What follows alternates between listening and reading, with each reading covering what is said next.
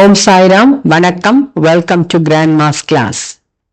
This is Unit 1 Prose, the first flight in 10th Standard English, Samachir Kalvi.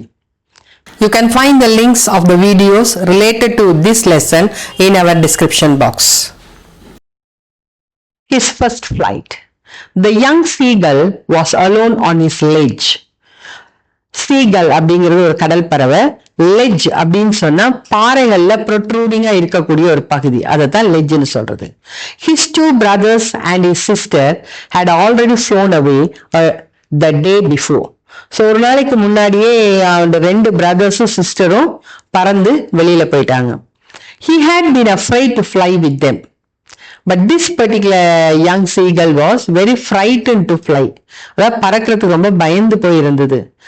Somehow, when he had taken a little run forward to the brink of the ledge and attempted to flap his wings, he became afraid.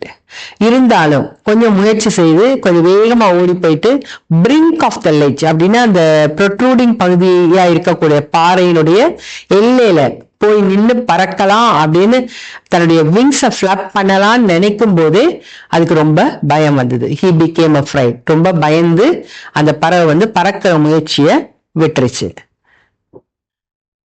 The great expanse of sea stretched down beneath.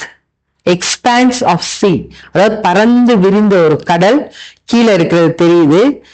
And it was such a long way down, miles down. So மேல இருக்க பாறையிலேருந்து பறக்கிறதுக்கு ரொம்ப தூரம், நிறைய தூரம் மாதிரி தெரியுது.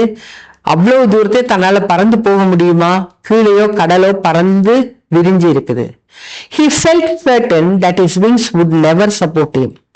Felt certain. So முழுமையா அந்த பறவை நம்பிச்சு தன்னுடைய விங்ஸ் வந்து அவ்வளவு தூரத்தை கடக்கிறதுக்கு உதவி செய்யாது.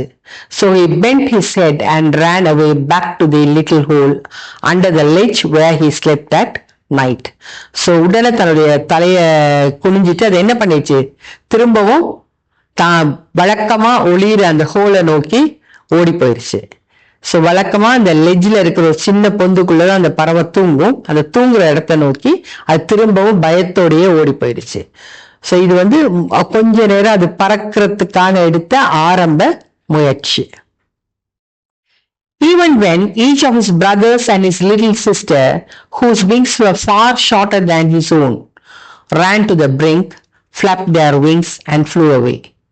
Now the seagull compares his wings with that of his brothers and sister.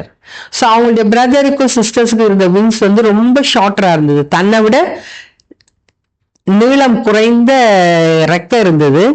ஆனாலும் அவங்க என்ன பண்ணாங்க, ரேன் டு த பிரிங்க், அந்த எட்ஜுக்கு போயிட்டு ஃபிளாப் தேர் விங்ஸ், அவங்களுடைய விங்ஸை வந்து அடிச்சுக்கிட்டே அவங்க பறந்து போயிட்டாங்க. He failed to muster up courage. Muster up தன்னுடைய ஒரு தைரியத்தை உண்டாக்கிக்கிறது. muster upனா உருவாக்கி கொள்ளுதல். So he failed to muster up courage to take that plunge which appeared to him so desperate. So தனக்கு அந்த தைரியத்தை உண்டாக்கிட்டு அவ்வளவு பெரிய முயற்சியில இறங்குறதுக்கு அதால முடியவே இல்லை. So desperate. So என்ன பண்றதுன்னு தெரியாம ஒரு மனக்குழப்பத்துல அந்த பறவை திரும்பி ஓடி வந்துருச்சு. ஆனா அதனுடைய பிரதர்ஸும் சிஸ்டரும் ஷார்ட்டரான ஒரு விங்ஸ் வச்சிருந்தா கூட they were able to fly away. His father and mother had come around, calling to him shrilly, scolding him, threatening to let him starve on his ledge unless he flew away.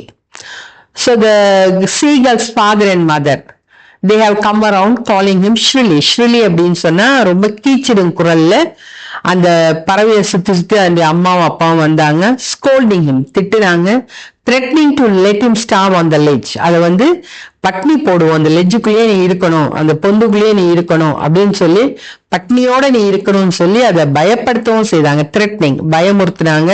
Unless he flu அவே, நீ பறந்தே ஆகணும், பறந்து ஆகலைன்னா நாங்க வந்து உன்னை சாப்பாடு கொடுக்காம பட்னி போடுவோம். But for the life of him he could not move. ஆனா அதுக்கு இருந்த பயம், அந்த சீகலுக்கு இருந்த பயத்தினால அதனால அந்த இடத்த விட்டு நகரவே முடியல. ஏன்னா கீழே இருக்க பெரிய கடலை பார்த்தோன்னா அதால பறக்க முடியாது அப்படின்னு அது தீர்மானம் பண்ணி பயந்துட்டே உட்கார்ந்து இருந்தது. That was 24 hours ago. So இந்த பிரச்சனை 24 மணி நேரத்துக்கு முன்னாடியே பேசி முடிஞ்சது. Since then nobody had come near him. So இது வரைக்கும் 24 மணி நேரத்துல யாருமே அந்த சீகல் பக்கத்துல வரல. The day before, all day long, he had watched his parents flying about with his brothers and sister, perfecting them in the art of flight, teaching them how to skim the waves and how to dive the fish. So இது நேத்து வரைக்கும் என்ன நடந்தது? 24 மணி நேரமா யாருமே பக்கத்துல வரல. நேத்து வரைக்கும் ஆல் டே லாங் முழு நாளும் இந்த பறவை வந்து வாட்ச் பண்ணிச்சு. His parents flying about with his brothers and sisters. So parents என்ன பண்ணாங்க? பிரதர்ஸையும் சிஸ்டரையும் கூட்டிட்டு அவங்களோட சேர்ந்து பறந்துகிட்டே இருந்தாங்க. Perfecting them in the art of flight. So பறக்கிற கலையை வந்து அவங்களுக்கு பெர்ஃபெக்ட் பண்ணிட்டு இருந்தாங்க. நல்லா டீச் பண்ணி அவங்க வந்து எவ்வளவு சிறப்பா பறக்க வைக்கணும் அப்படிங்கிற முயற்சி அம்மாவும் அப்பாவும் செய்துட்டு இருந்தாங்க. Teaching them how to skim the waves. Skim the waves அதாவது கடல் தண்ணிக்கு மேலாவ போயிட்டு, அதாவது தண்ணிக்குள்ளே இறங்காம தண்ணிக்கு மேலே வராம அப்படியே தண்ணி அலாவினபடி போய் அதுக்குள்ள இருந்து எப்படி ஃபிஷ் எடுக்கிறது அப்படிங்கிறதையும் அவங்க சொல்லி கொடுத்தாங்க.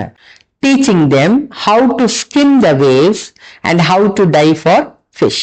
ஸோ தண்ணியை அலாவி எப்படி மீனை உள்ள போய் பிடிக்கிறது அப்படிங்கிற வித்தையையும் இந்த பேரண்ட்ஸ் வந்து மற்ற இந்த சீகளுடைய பிரதர்ஸுக்கும் சிஸ்டருக்கும் டீச் பண்ணாங்க.